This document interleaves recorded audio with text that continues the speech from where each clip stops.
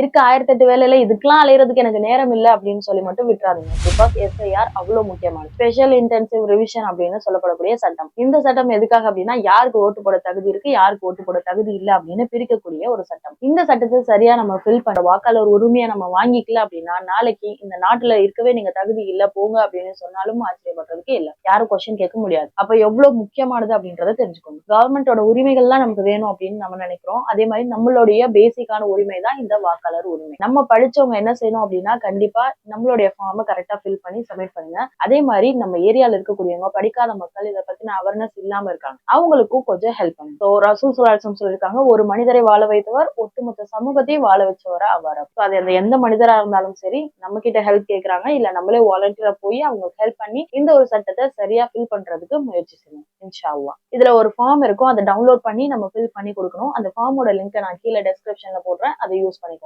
குறிப்பா முஸ்லிம்களோட உரிமைகள் எல்லா இடத்துலயும் பறிக்கப்படுறதா நம்ம பார்க்கிறோம். அந்த வரிசையில நம்மளும் நின்றக்கூடாது. அல்லாஹ் நம்மளை பாதுகாக்கணும். அதற்கான முயற்சியை நம்ம இன்ஷா அல்லாஹ் செய்யணும். அஸ்ஸலாமு அலைக்கும் வரஹ்மத்துல்லாஹி வபரகாத்துஹு.